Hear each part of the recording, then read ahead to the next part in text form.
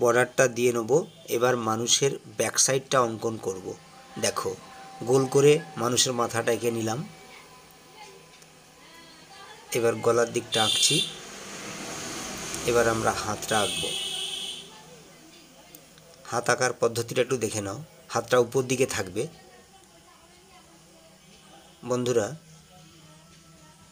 একটু লক্ষ্য করো, হাতটা উপর দিকে থাকবে। যেহেতু কর্মরত মানুষের ছবিটি আঁকছি, হাতটা উপর দিকে থাকবে। এইবার একটি ড্রেস অঙ্কন করতে হবে। দেখো, ড্রেসের ব্যাক সাইডটা আঁকছি।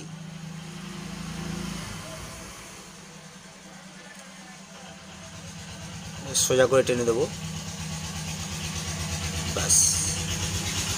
এবার দেখো, পায়ের দিকটা এঁকে নিচ্ছি।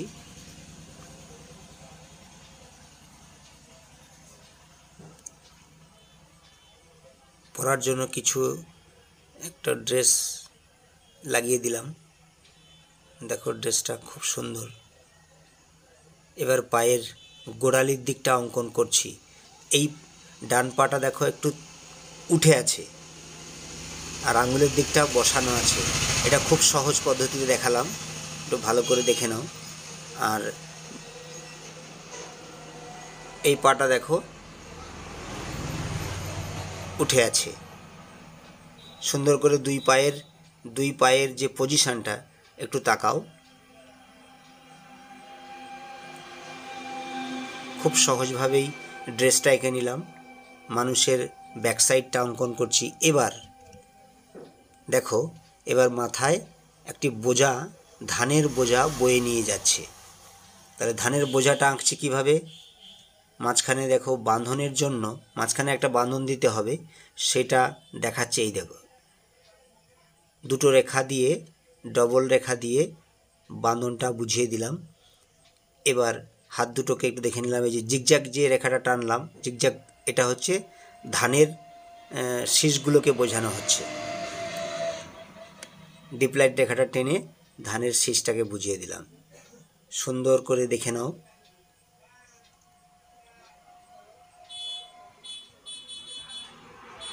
এবার জমির সীমানাটা বা দিগন্ত রেখাটাকে এঁকে নিচ্ছি। এবার ঘর অঙ্কন করছি। প্রথমে একটা বাঁকা রেখা টানলাম, তারপরে চালের দিকটা আঁকতে হবে। দেখো, চালের উপরে একটু স্টাইল করে দিচ্ছি।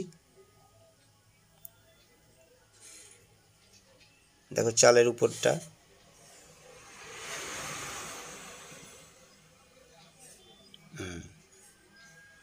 খুব সুন্দরভাবে দেখতে হবে। এবার দরজাটা এঁকে দিলাম। আর একটা পাশে আর একটি ঘর দেখা যাচ্ছে, অর্ধেকটা দেখা যাচ্ছে। একটু ডিপ করে টানতে হবে।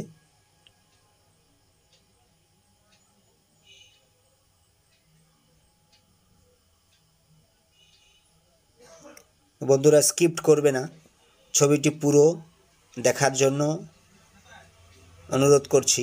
এবার এপাশে যে ঘরটা আঁকছি দেখো, এও সেম একই রকমভাবে ঘরটি করছি। এই যে জিগজ্যাগ করে দাগটা বুঝিয়ে দিলাম, জিগজ্যাগ করে দিলাম। সুন্দর করে দেখে নাও।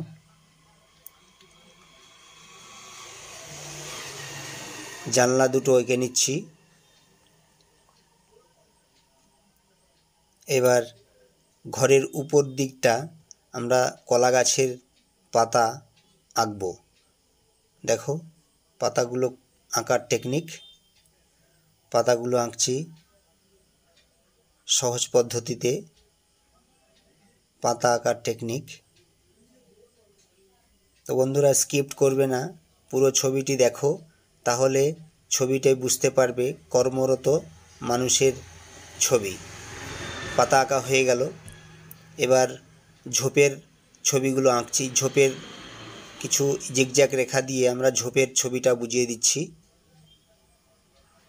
এবার আমরা তাল গাছের দুটো তাল গাছ আঁকবো পাশাপাশি। তাল গাছের কাণ্ডটা এঁকে নিচ্ছি। দেখো, তাল গাছ আঁকার টেকনিকটা খুব সহজে। দুটো তাল গাছ কাণ্ডটা এঁকে নিলাম। এবার পাতাগুলো আঁকবো। দেখো একটি বক্ররেখা দিয়ে নিচে জিগজ্যাগ করে দিলাম, দিয়ে নিচের পাতাটা হয়ে গেল। এবার সাইডের পাতাটা আঁকছি। এবার মিডিলের পাতাটা আঁকতে হবে। দেখো জিগজ্যাগ করে রেখা টেনে দিলাম, হয়ে গেল।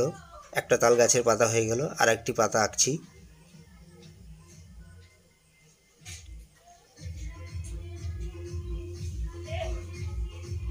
এবার আমরা আমাদের আঁকা প্রায় শেষের মুখে। এবার রাস্তাটা এঁকে নিলাম, যে রাস্তা দিয়ে হেঁটে যাচ্ছে। এবার জমির কিনারাগুলো এঁকে নিচ্ছি।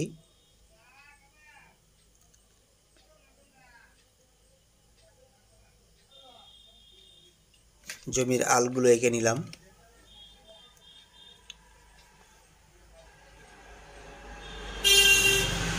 একটু ডিপ করে টেনে দিচ্ছি, রাস্তাটা যাতে সব ভালো বোঝা যায়, প্রমিনেন্ট।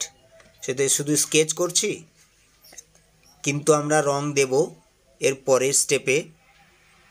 তো যে সমস্ত বন্ধুরা আমার চ্যানেলে নতুন, তারা আমার চ্যানেলটিকে সাবস্ক্রাইব করে সঙ্গে থাকো। সেকেন্ড স্টেপে রং কিভাবে দেয়া হয় সেটাও আমরা দেখাবো। এবার একটু ডিপ করে টেনে দিচ্ছি ফিনিশিং টাচে।